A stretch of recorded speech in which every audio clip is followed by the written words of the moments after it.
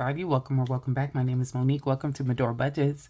I'd like to thank anybody who's liked or commented on any of my videos, especially those that have chosen to subscribe to my channel. It's myself and Sweets, married with a whole bunch of kids, trying to figure out our future, family, and finances so the decisions we're making now won't negatively impact us in the future. So if you are rocking with us on this journey, thank you, thank you, thank you. If you haven't made up your mind yet, sit with me for a spell.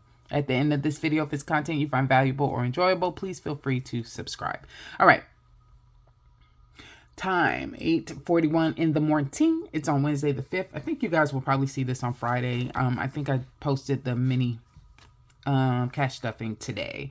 All right, so where are we today? We are here, and we are here to do a paycheck budget closeout. That way I can get the monthly closeout for October done. So let me take out my traveler's notebook insert that I use for my budget. Let's go in and start at BB first. Where, BB? Where are you? Let's see. For October. No, that's November. I'm a little discombobulated. There you go. Let's make sure we mark everything off that's already cleared. I don't think I need a pen for that. I'm going to take out this one, and I'm going to take out this one. And let's just go ahead and take that out, because we already know. All right. What we got going on here? Mortgage came out. And electric came out, ring came out, and AHS. And AHS seems to be coming out more so on the 2nd of the month versus the end. So at the beginning of the next month, not the end of this month, which means I'm probably a month ahead.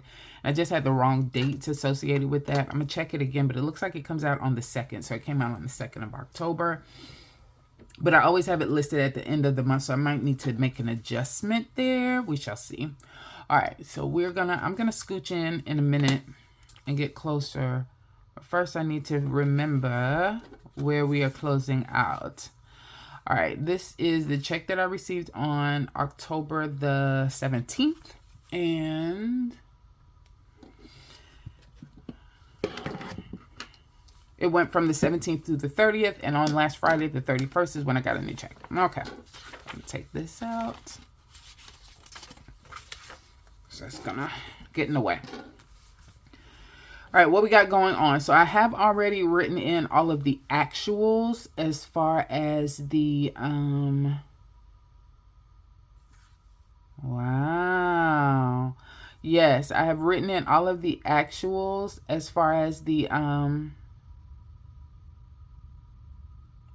inflow is concerned. Sorry, y'all. I'm getting stuck because I'm looking over here at the spent, but I didn't write it in under the sinking fund. So this is going to be interesting.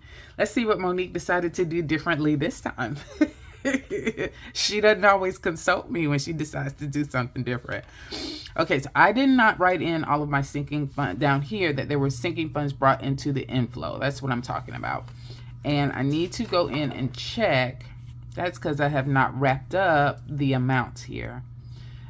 For the bottoms, and so for the bottom, on the bottom of each of these, so maybe that's the reason why. All right, so it shows here that I brought in $100 from WTH, $94 from Boss Babe, $15 from Family Biz, and $30 from subscriptions. And I know that's that $29.99 for Disney that Sweets made me pay. He ain't make me pay. I ain't asked no questions, and he just told me what he thought I needed to know. All right, let's see. So that's $239. I'm just going to go ahead and mark that down here as an actual. All right, and then let's see where we are. So I had 1914.92 in my bills account as rollover, 72.38 in one account, I guess, and 150 in another. Okay. We added 15.75 to my bills account. We added 777.31 to my variable account. Between Corinne and Micah, they gave me 50, 39.30, 29.48. Sweets gave me 200, and then sinking funds I brought in 239. So that equals $5,047.39. $57.39. All right. I left all of the actuals empty here on this side for all of the bills or the outflows, which means I put in there exactly what I budgeted, but this is the amount that I spent during that 2-week period, and that's the most important thing to me. So here, 150 plus 1879.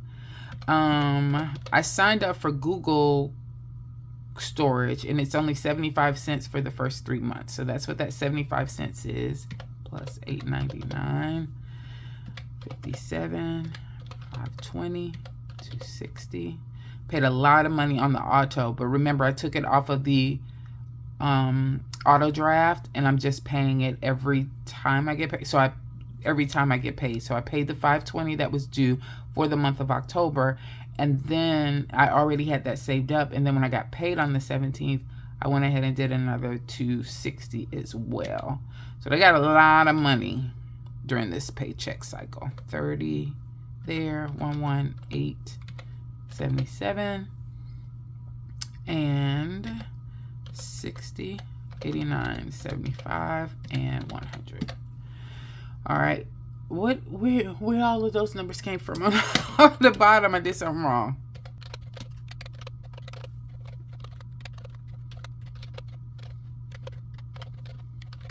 All right, $1,414.05.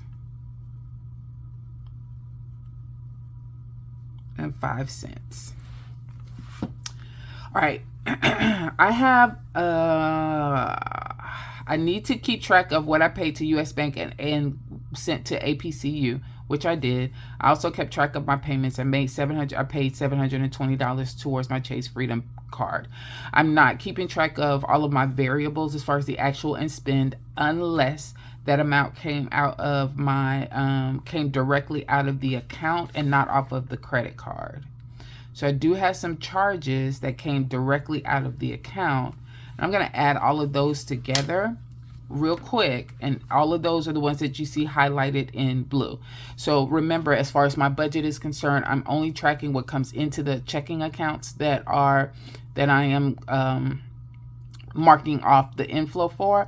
So then I need to mark out the outflow for that, and those are all checking accounts. They don't have anything to do with the credit card. So week 1 I had 24.27 that came out of there. Week 2 I had $13.76 I paid for with the card, debit card, that is, not credit card. $15.38, $9.58, $5.46, and then $30 to $15 charges. And actually, this Cash App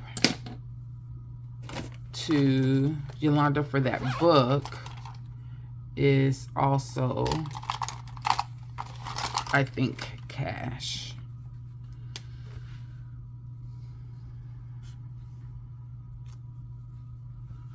Kind of think some of this food was cash too, y'all. No, this cloth and paper wasn't. That was done on the card. I brought over the sinking fund money here for this one. If I'm off by like $50, it's because this $49 here came out of the card as well. I just don't remember, so I need to think about that. All right, so I'm just gonna count the 15 for right now, and then that's 89.18.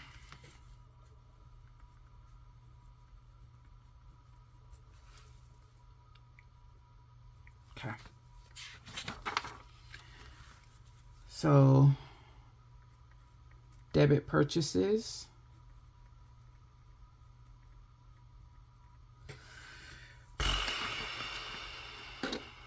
I don't think I was as 89.18 plus 24.27. I don't think I was as diligent week 2 as I was week 1 of keeping track. So I have a feeling this is going to be all over the place. It's going to be real wrong. These all were accounted for over here already under the $239 that I have here. So that's good. So here spent 150. Here I spent 720. And debit purchases was 113.45. All right, so my inflow was $5,047.39. I spent $1,414.05 for my bills. I spent 150, 720, 113.45. I spent $983 between purchases and paying on the card. The different cards that I have. This is the money I did allot to the savings overall. I do need to track that. So that was 80, 105, 95, 25, 50, and 25 went to high yield savings. So that was 380. So we're going to do a minus 380 here. 504739 minus 141405 minus 983.45 minus 380 equals, had 2,000. Oh, snap. Okay, gotta do it again. 80. 2,269.89. All right, so that I still have this 49 here that I think I spent out. So we're gonna let's look over here. Let's go to what I had initially available in my accounts. So on October the 30th, before I got paid, I had $1,984.58 in my bills account. I had a total of $137.17 with my variables. The difference is $148.14. So I do have a feeling some of these balances or some of these charges here had not been accounted for. All right, y'all, I tried to find a place that I could cut in on the video that I just recorded after I went back and looked at some things as far as the checking account was concerned. And so I did reconcile a couple of additional things. I still don't think it gets me quite to the same amount, meaning the end of what it shows that I owed or had available. What it shows that I had available as of October the 30th, as far as the paycheck was concerned, compared to what's in the banking account, they still don't match. But I am a little bit closer. So I did go online and see that, yes, this was done as a debit purchase. And so what I decided to do was, going forward, I'm actually writing those in here on the budget, and I'm putting like on the side if it was a cash, debit, credit card, to try and keep those things separate. But anyway, this was a purchase that was made by the debit card. So I did mark that one down. I also had an ATM withdrawal of $20 that I took out of the bank. I did not have that documented either. And I did have $20 that I put into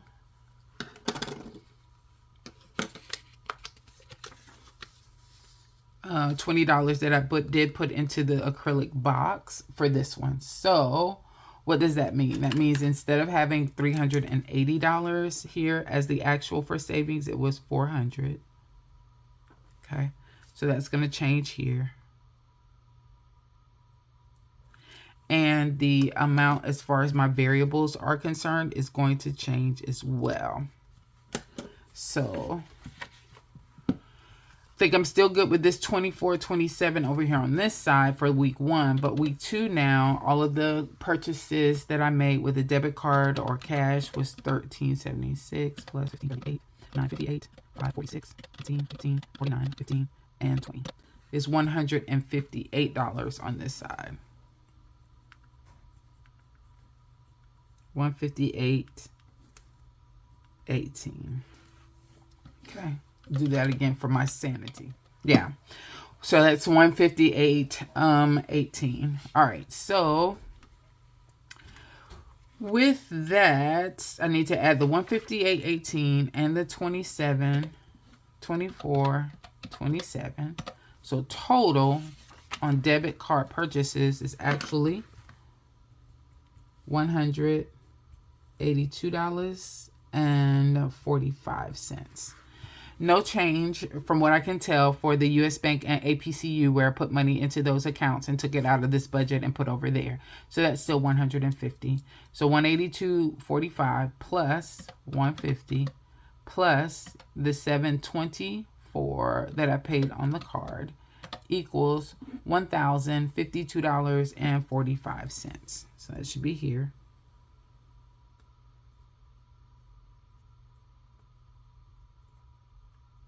Okay, so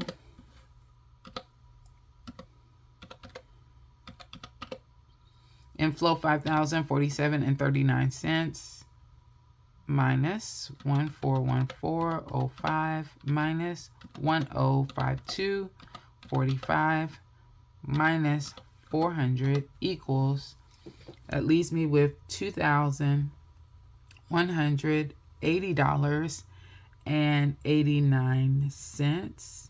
This pen is skipping. $2,180.89. On October the 31st, before I got paid, it shows that my actuals as far as the bills account was, I had $1,984.58 in that account. And total, I'm guessing, I had $137.17 in the variable account. And so I'm off by $59.14, but I'm not going to stress it. I am not going to stress it. A couple of changes that I have made. I went ahead and added my Cap 1 checking account where I have the majority of my variable expense money loaded. I have added that now to YNAB. So YNAB is now tracking my bills account, my bills buffer account, and my variable Cap 1 account. I have still left my Chase variable account off of there. The money that goes into the Chase variable account is paid out as far as my tithes are concerned. That's where my full tithe amount is coming out of now. And it's pretty much a wash at that point. There's not a lot of money left, maybe $20 here or there. But it's not a lot. So because that is automatic as far as the tithes are concerned, it didn't make sense in my mind to put that Chase account or add that Chase account to YNAB. Plus, I want to leave that Chase account open because that's how I'm going to funnel money in to pay on the Chase Freedom card from there. But overall, that's not going to be an account that we're going to be doing a lot of spending, etc. from any longer. And I'm hoping that that will help overall with this because I will have more accurate numbers of exactly how money is being spent and the categories. So you are going to start to see some of those day-to-day variable accounts or variable envelopes back in YNAB now because Cap 1 has now been added there. And I think I talked about this, that I was going to try and go back to having these things added in there. And so that's the step that we're taking. And I think it will help all of this out. Okay, I think we are done. Thanks everybody for your time. You guys have a good one.